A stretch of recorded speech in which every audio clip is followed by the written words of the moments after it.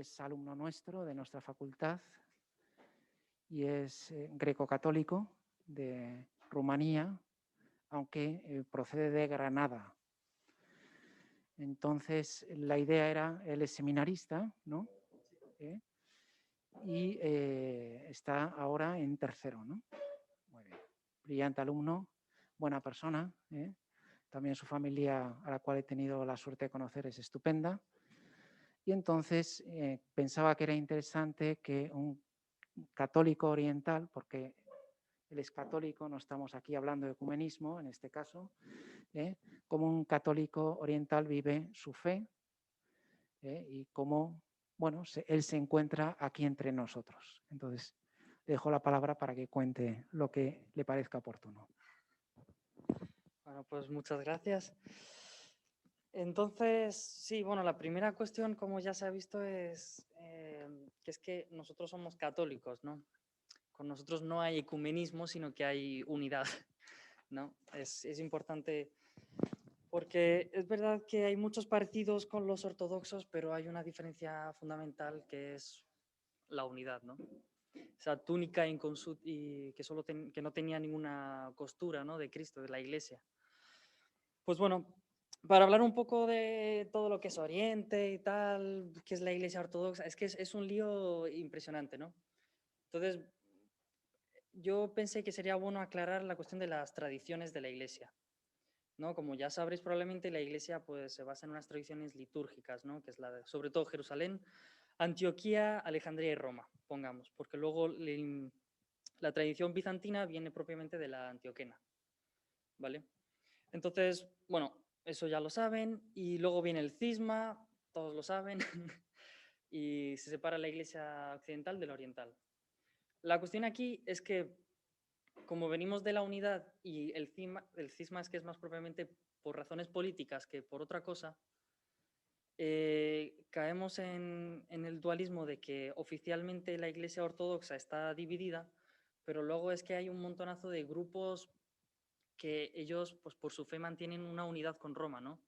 Y esto a lo largo de la historia da un montonazo de deseos de volver a la unidad, ¿no?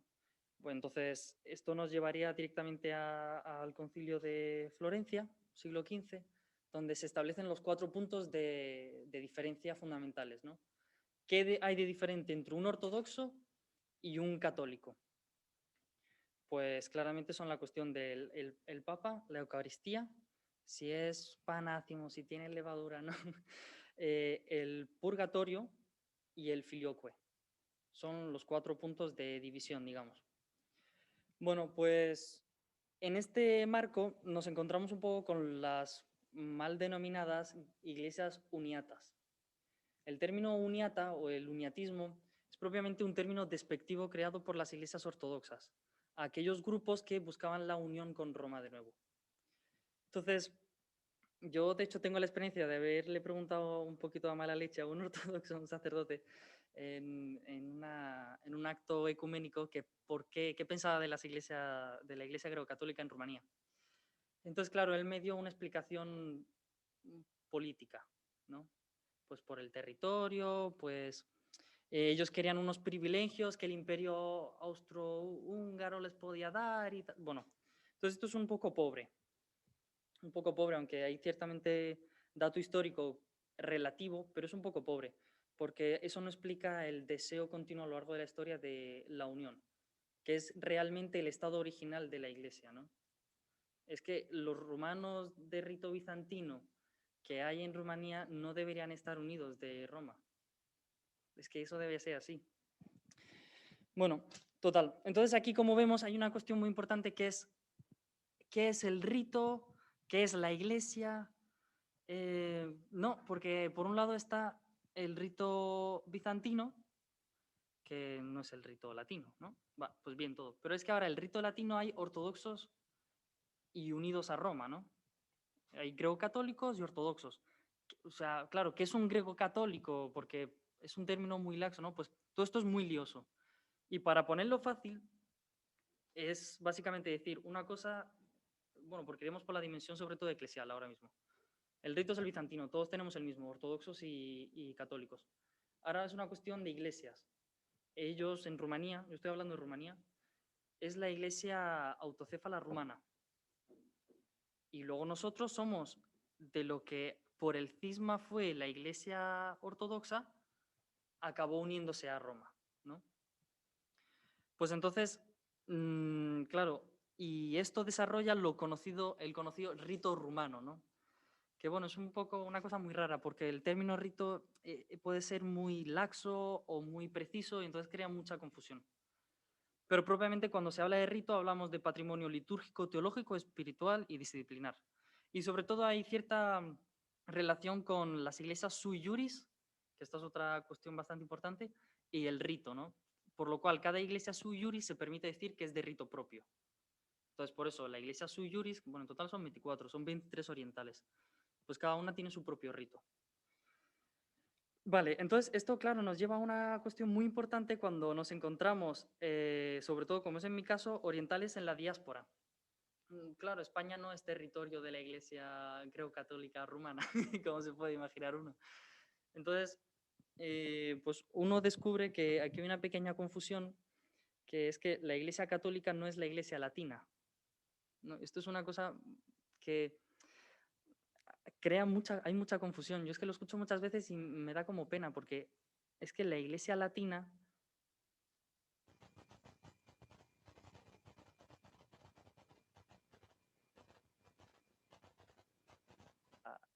es la Iglesia católica, la Iglesia universal, y no una por separado, ni una sola, ¿no? Entonces, bueno, como cuando yo escucho la teología católica y hace referencia a teología propiamente latina o prácticas católicas, bueno, hay que tener mucho cuidado porque claramente ahora no solo en ecumenismo, ¿no? Pero es que también dentro de la misma iglesia hay que tener unas sensibilidades, hay que tener cuidado porque no se puede reducir la iglesia latina a la iglesia católica a la latina.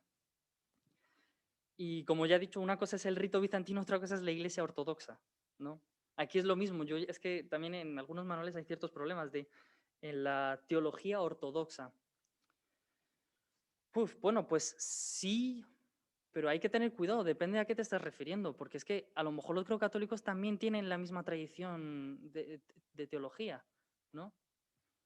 Porque al fin y al cabo es que crecieron mucho tiempo juntas después del cisma y, claro, es una riqueza, ¿no? Es como hemos dicho, el rito como riqueza de patrimonio, tanto litúrgico como teológico. No es teología ortodoxa, puede ser teología bizantina, no ortodoxa, ¿no? La diferencia entre el rito, bueno, propiamente digamos, la tradición, para no caer en más problemas, y la iglesia, que no se confundan, porque es que hay mucho problema.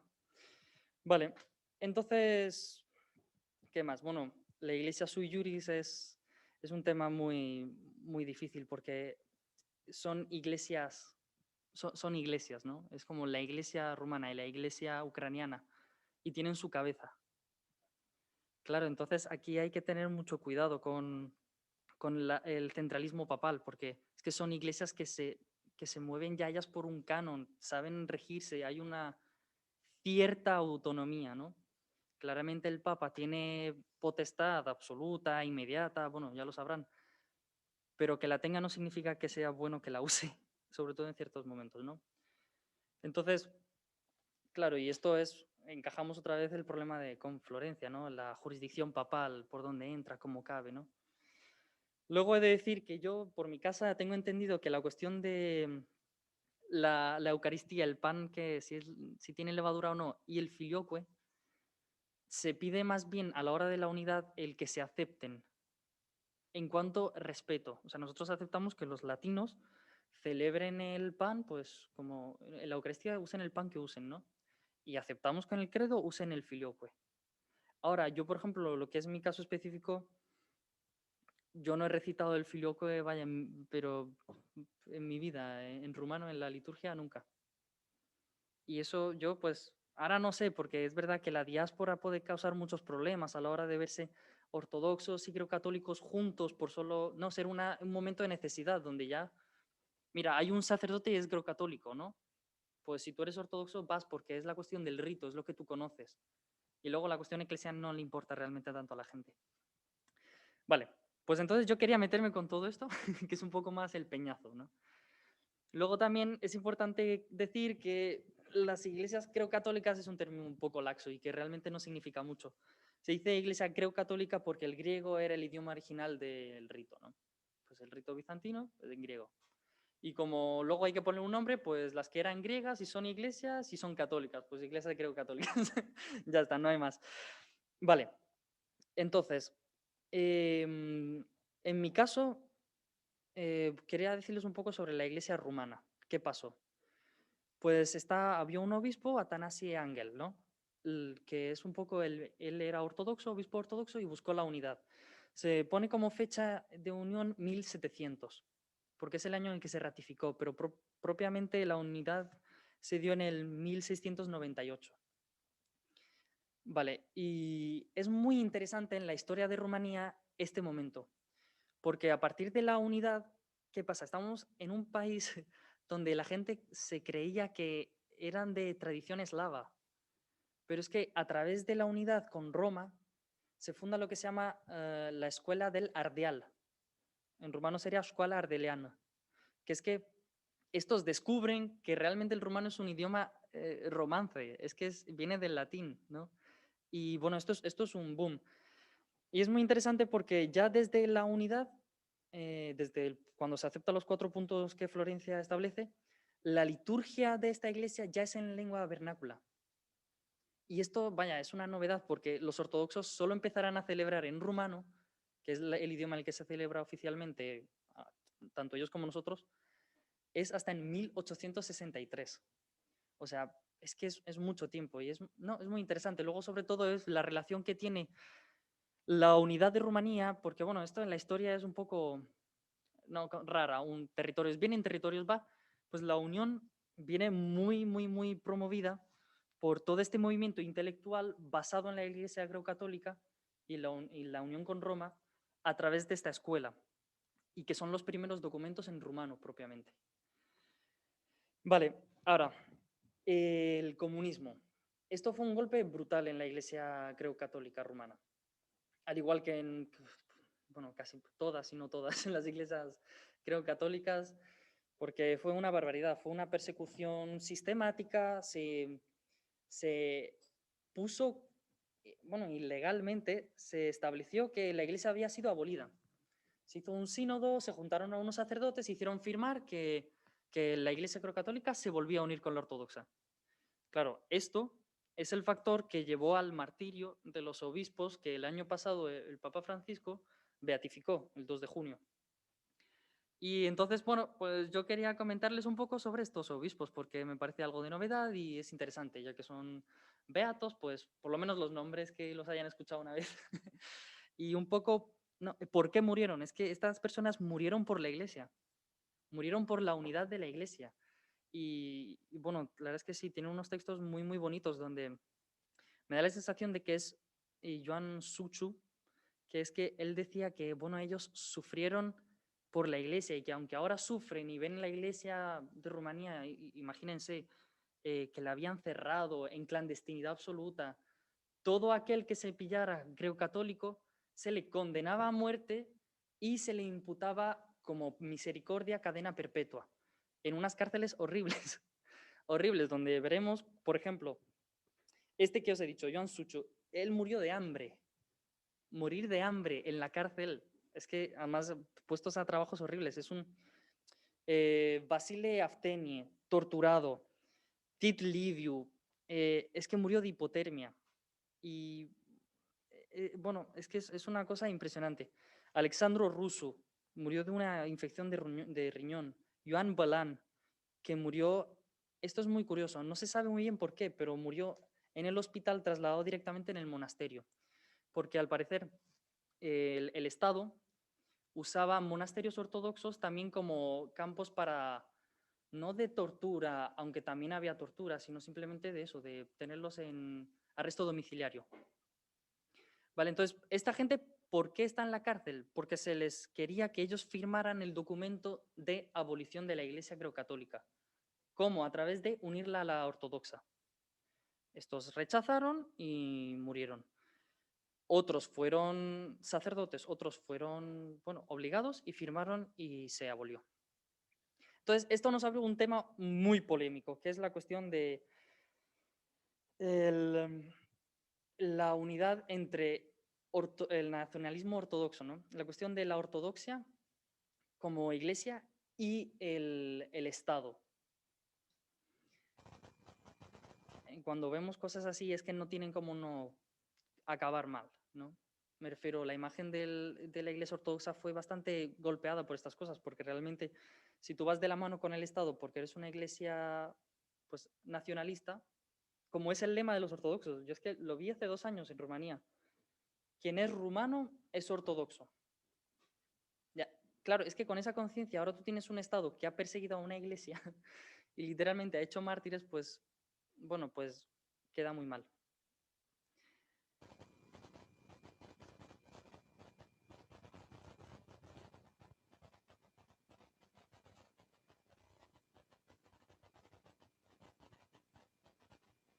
En tercero, entonces yo no sé mucho, pero quería decirle cosas interesantes que yo sí conozco sobre la liturgia bizantina, ¿no? Entonces, bueno, como ya sabrán, bautismo, confirmación y Eucaristía van las 3 a la vez, y además en ese orden.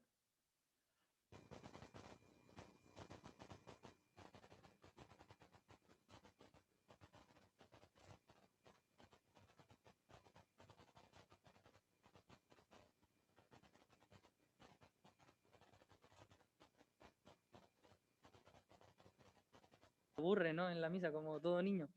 Ilusionado solo para ir a tomar Eucaristía. Bueno, no se enterará mucho, pero es que es eso, es Cristo, ¿no? Hay una eficacia. Además tengo entendido que don Félix María les puso el vídeo y probablemente se emocionó, ¿eh? Sabe perfectamente de qué estoy hablando. Vale. Bien, otra cuestión es la confesión. Es muy curioso porque como dato interesante habían los cánones.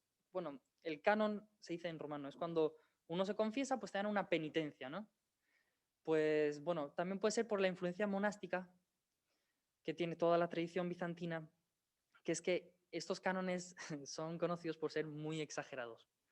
De los cánones más fuertes, de las penitencias más duras que te podían poner, era la abstinencia de comulgar. Tú tenías prohibido comulgar por cierto tiempo. Por ejemplo, si tú asesinabas a alguien, se te prohibía 20 años la comunión. Al igual si abortabas, si cometías adulterio 3 años sin comulgar. Bueno, son cuestiones que hoy en día, bueno, chocan mucho con nuestra concepción de confesión.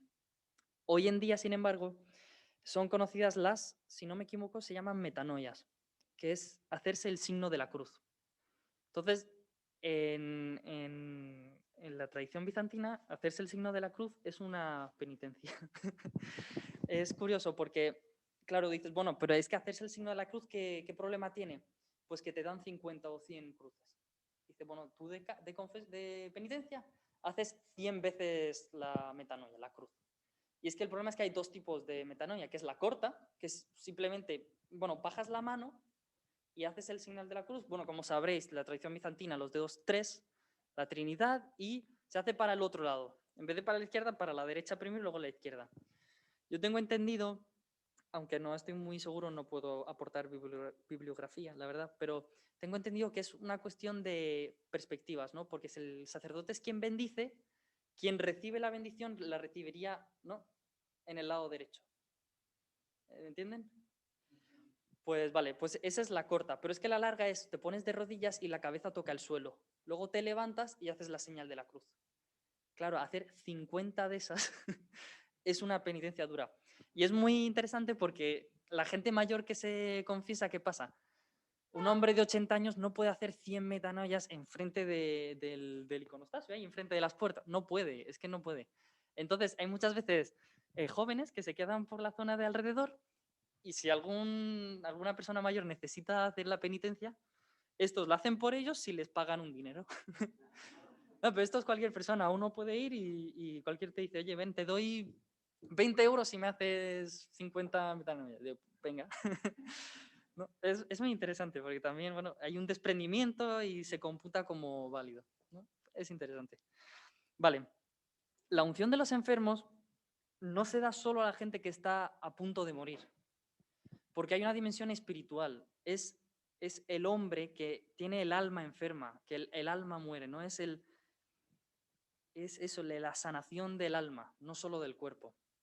Entonces, bueno, yo tengo entendido que se hace una vez al año, en general, y así es como yo la recibí de pequeño.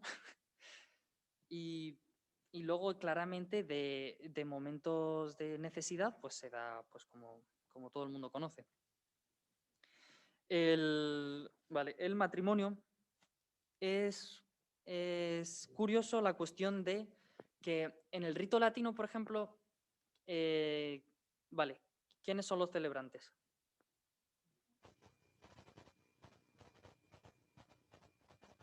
Un ministro tiene que estar para casar, mínimo.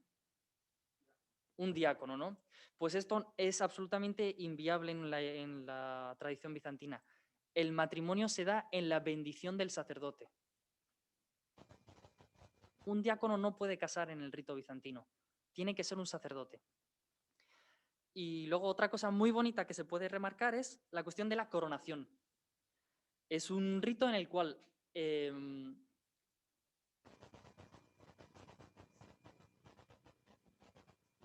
los corona el sacerdote, es un rito, tiene una oración y la cuestión, el significado de este cuál es la realeza, ¿no? La realeza de qué? De dejar el instinto detrás, ¿no? Uno es rey de sí mismo, uno es dueño de sí mismo, la realeza, ¿no? Pero además es el que tu corona es la otra persona, ¿no? Y tu coronación es delante de Dios, ¿no? Es que bueno, es muy bonito. Además de que luego hay unas fotos que son impresionantes. Vale, ahora otro tema sí, un poco más polémico que yo puedo entender es la cuestión del orden sacerdotal. Aquí, bueno, la cuestión del orden sacerdotal interesante es que nosotros mantenemos la figura del hipodiácono, que es clérigo. El hipodiácono, creo que ustedes lo llamaban subdiácono, puede ser en el rito tridentino. Pues bueno, nosotros lo seguimos teniendo. Además del cantor, que es también es un orden menor. Porque es que el canto en la liturgia bizantina es de las partes más, bueno, importantes, ¿no? Y es tal que es que hay veces que el cantor cobra más que el mismo sacerdote de una parroquia.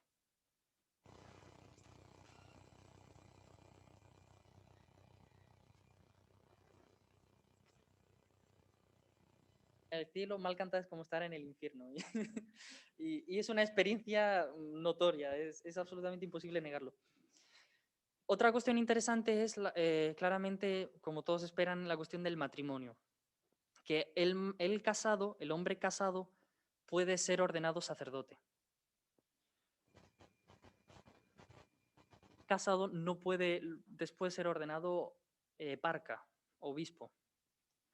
A no ser que la mujer fallezca, los hijos puedan cuidarse ellos mismos. Pero bueno, esto también crea una disyuntiva muy interesante entre claro, el episcopado y la parroquia, ¿no?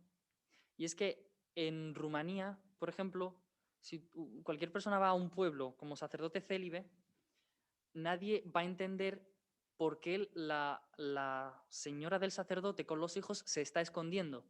Porque es que la concepción es que en todos los pueblos el sacerdote está casado con hijos. Todos los pueblos. Y mientras que en la cuestión del eparcado pues se guardaba sobre todo a la parte monacal, era un monje normalmente. Aunque hoy en día esto se ha diluido un poco y entonces existe ahora también claramente la figura del sacerdote célibe, que no es monje. Y por ello también existe claramente la figura del eparca, que no es monje, ¿no? Y bueno, también, sí, no sé qué más. Se puede decir mucho sobre esto, la verdad. Por ejemplo, actualmente no sé si hay algún eparca en Rumanía que sea monje, de hecho. Yo sé que de la generación del mío, de la diócesis de Oradea, muchos de estos fueron ordenados en clandestinidad, porque estamos hablando de cuando la iglesia estaba abolida, ¿no? Muchas veces se piensa que es que el eparca solo es un monje, pero es que eso ya no es así. Al igual que ahora, si no te sale barba, te ordenan, no pasa nada. Había un momento en el que no, si no, tú no te sacabas barba, no te podían ordenar. Al igual que hubo un momento en el que tú eras perseguido en Rumanía si celebrabas misa en lengua vernácula. Hasta tal punto que, esto es personal, pero yo creo que lo relaciono con un dicho en Rumanía que es, te viene el popa y te corta la lengua. Eso es un dicho en rumano, ¿no? Y es que, por lo que tengo entendido, había un grupo de sacerdotes de lengua eslava, litúrgica, que literalmente cortaban la lengua a aquellos que celebraban en lengua vernácula. Se la cortaban para que dejen de celebrar en rumano, ¿no? Pues bueno, eso ya no es así.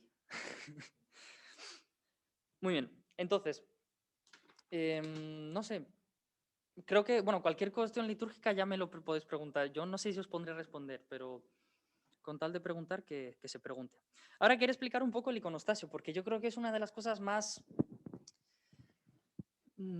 bonitas e impresionantes. O sea, cuando una persona va a una iglesia de rito bizantino, esto es lo primero que se encuentra.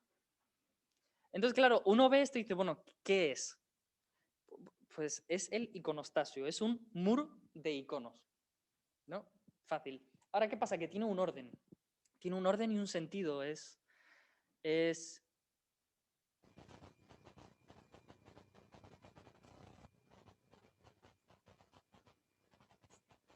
niveles, de 4 o de 5. Pero en general, la estructura, añadiendo niveles superiores, la de abajo y 3 por lo menos son siempre iguales. Entonces, esto es lo que le voy a explicar. Primero, normalmente arriba del todo hay una cruz, ¿no? Esta se ve que es un poco más moderna y puede ser que sea la grecocatólica porque es la de Oradea. Entonces se ve un poco también el famoso latinización, ¿no? La cuestión de la latinización en las iglesias orientales. Esto es que daría para una asignatura entera, porque hubieron movimientos orientalistas y movimientos latinistas, y estos dos pues tuvieron problemas. Y bueno, así es la vida en la iglesia greco-católica. Y vale, entonces, primer nivel, el de abajo. Empecemos por aquí. Porque mejor la cruz está arriba, pero yo creo que lo dejaremos para el final. Sobre todo porque aquí no se ve. Bueno, entonces, el nivel de abajo, cuando uno lo ve, ¿qué ve? Ve en medio las puertas, bueno, en rumano es imperiales, pero aquí serían reales. Las puertas reales, ¿no? Es muy interesante porque normalmente están cerradas. En la liturgia se abren después de la proscomidia. Bueno, no les he explicado, pero la liturgia bizantina, la de San Juan Crisóstomo, que es la que más se celebra, porque realmente hay 3 tipos. Está la de San Juan Crisóstomo, la de Basilio el Grande y luego la de los dones presantificados. Entonces, esta es la última solo para Cuaresma y la de San Basilio, que es, tengo entendido, anterior, se celebra solo en un par de ocasiones, sobre todo para la fiesta de San Basilio, ¿no? Pero normalmente se celebra la de San Juan Crisóstomo. Bien, pues entonces esta está dividida en 3 partes: la proscomidia, la liturgia de los catecúmenos y la liturgia de los fieles. Liturgia de los catecúmenos, se lee la palabra de Dios. No hay lecturas del Antiguo Testamento, solo hay el apóstol, que es una parte de una epístola, y el Evangelio, todo cantado. Y luego en la liturgia de los fieles está, pues, la Eucaristía, propiamente, ¿no? Bien. Pues después de la proscomidia es cuando se abren las puertas. Y luego es muy interesante porque a la hora del canon se cierra todo y normalmente hay un velo, porque es un poco la separación. Eso es lo que es el iconostasio, es la separación de las zonas, es la zona de los fieles y la zona de lo santo, ¿no? Y lo santo se hace sin que el pueblo lo vea, porque es que es un misterio. Eso, algo divino está pasando que no sabemos qué. Y eso lo guarda muy bien el iconostasio. Pues bueno, el iconostasio en la parte de abajo tiene eso, las puertas imperiales, ¿no? Que donde normalmente tienen dibujada la última cena, porque eso es propiamente el misterio, ¿no? La Eucaristía, la última cena, ¿no? Vale, a la derecha y a la izquierda están los iconos más grandes y más importantes, que son los de Jesús y el de María. Bueno, aquí se ve, es el derecho a Jesús y la izquierda es María, normalmente con el niño en los brazos. Y, vale, a la derecha del de Jesús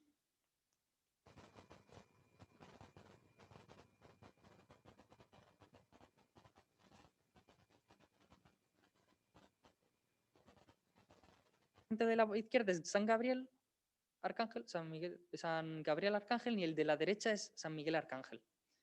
Entonces, estas puertas son las puertas de septentrionales y meridionales o diaconal. ¿Vale?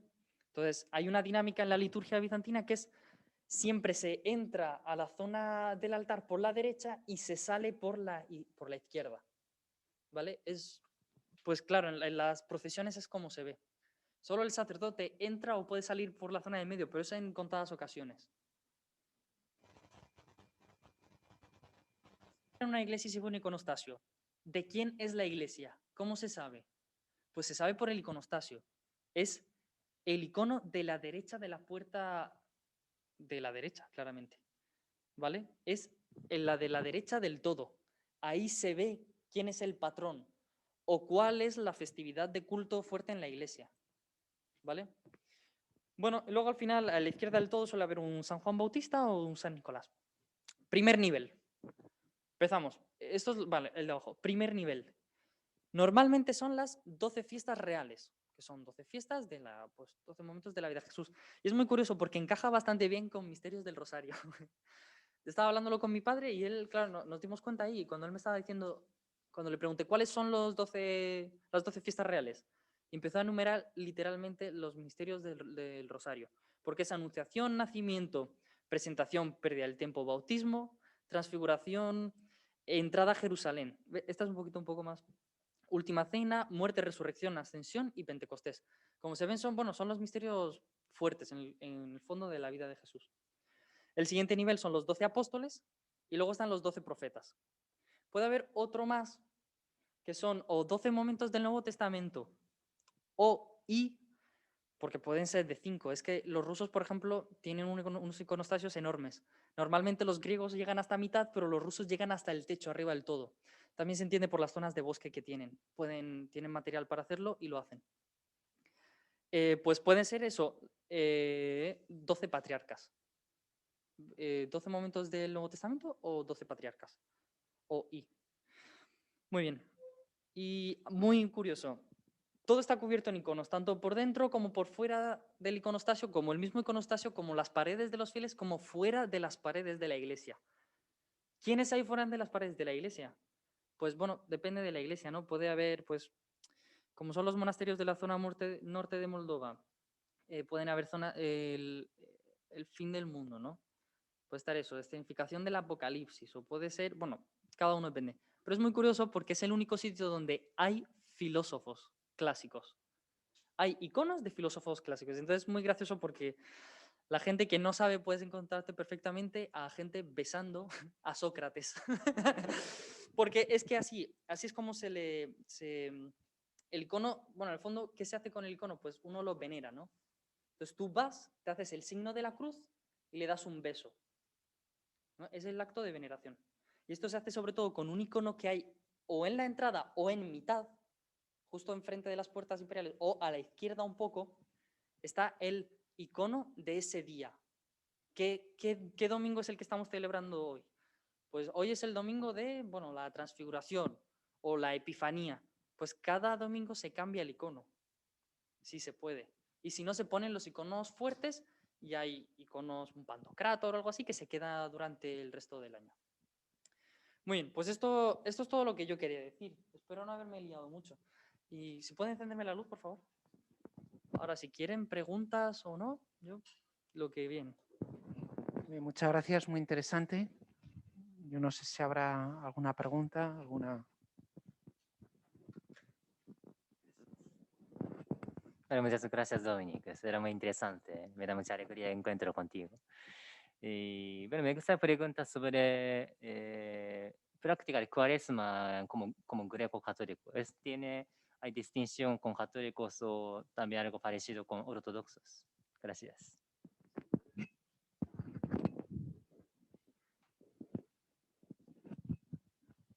Pues en principio, esto es muy interesante, porque a mí siempre me ha creado mucha confusión.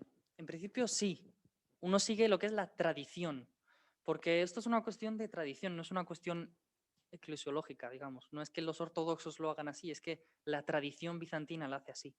Entonces sí, nosotros mantenemos el ayuno como, pues, como cualquier otro ortodoxo podría mantener, si se quiere. Claramente, ahora, nosotros aceptamos también y entendemos como posible el ayuno que se hace en Occidente. Entonces aquí lo que se da es mucho juego, ¿no? Tú puedes oír de un nivel, pues, austero, digamos, a algo menos austero e igualmente válido, porque eso claramente depende de la persona y no se puede a uno matar, ¿no?, con ayunos. Pues el ayuno clásico es ni carne ni pescado ni productos derivados de ellos. Entonces, ¿qué pasa? Esto es así durante toda la cuaresma.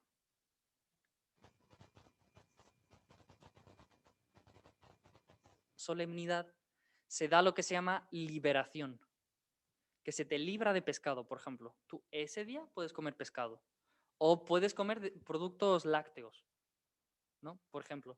Luego, sin embargo, cuaresma es así, pero adviento es un poco distinto, porque claramente es que el mismo año litúrgico te da la diferencia, ¿no? No es lo mismo la Pascua que el nacimiento, hay una diferencia.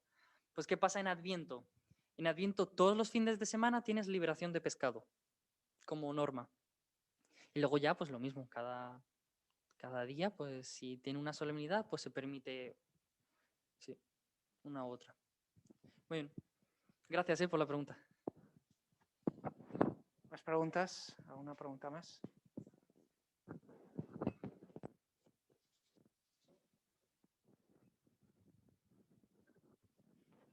Buenas tardes, Dominic.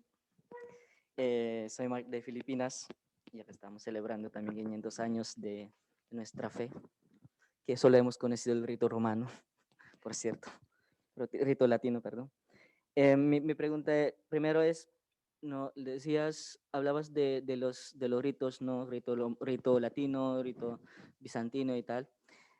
Y recuerdo que Juan Pablo II hablaba en su encíclica Aut Unum Sint describía los ritos orientales, ritos latinos, ¿no? Como pulmones donde respira la iglesia, ¿no?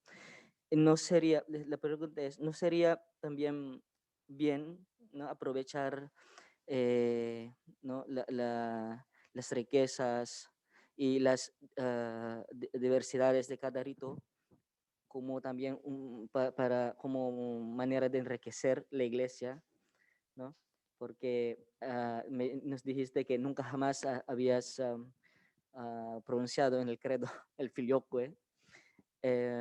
Mm, si le parece así, que no sería bueno también reconocer un reconocimiento mutuo de los bienes que hay en los ritos. Eso.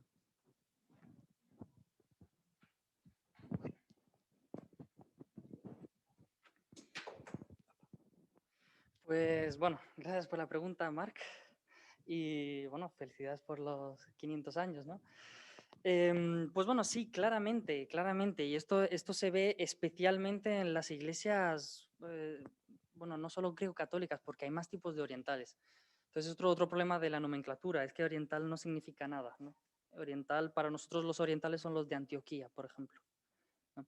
Pero bueno, yendo a tu pregunta, claramente es que aquí es donde se ve propiamente en la unidad, ¿no? Pero es que no es una unidad caótica donde todo vale. Claramente nosotros aceptamos, y es uno de los puntos de Florencia, aceptamos la doctrina del filioque.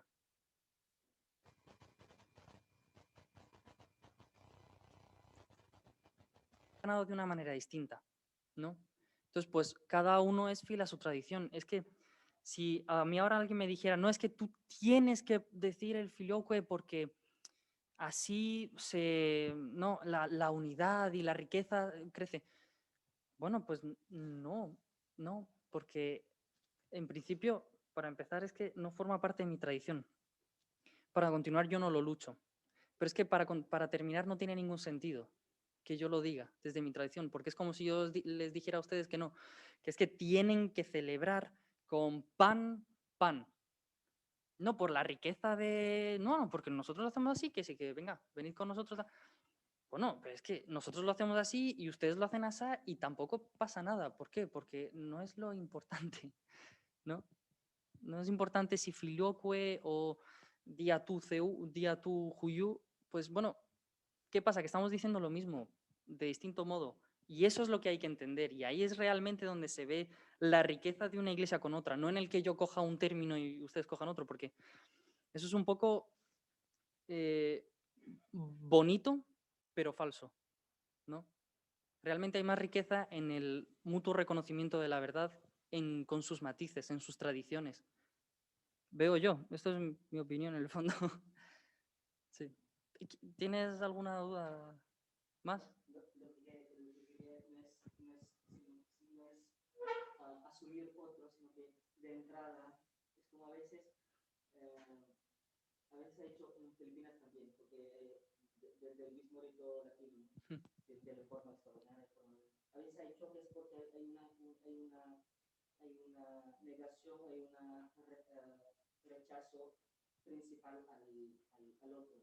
¿No sería bueno que nuestra actitud, ¿no? Dentro de la misma iglesia, que hay una apertura, hay una admiración mutua, que no sería es que esto no forma parte de, sino que mirándolo, reconociendo que no es parte de mi tradición, pero también reconociendo que tienen bien. No un rechazo como un rechazo inicial, sino que una apertura Bueno, en principio no hay un rechazo, porque el hecho que nosotros lo digamos o no significa que rechacemos la doctrina. Nosotros lo que pasa es que no es nuestra tradición, la aceptamos, pero no la absorbemos porque es algo exterior.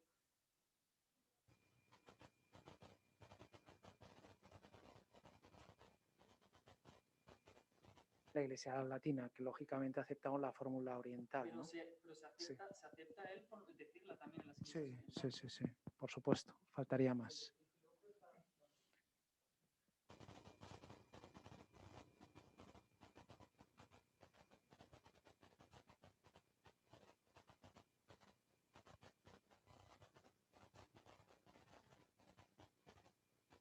Más o menos los católicos de rito oriental en el mundo. Yo soy siciliano y conozco Plana de los albaneses, donde hemos visto también el vídeo, pero más o menos ¿cuántos son? Sí, es una pregunta curiosa. Entonces, y la respuesta es, depende de quién haga el estudio. ¿Somos más o somos menos? ¿No? Pero bueno, en general yo leí que los datos oficiales que se pondrían serían 1.200.000, más o menos. Bueno, luego si se hacen otros estudios se ve que no, que son 500.000. Luego no, es que son más, es que... Bueno, no lo sé, la verdad es que no lo sé, pero bueno, el dato oficial que se pone 1.200.000, pues ya está. A lo mejor don Pablo conoce mejor.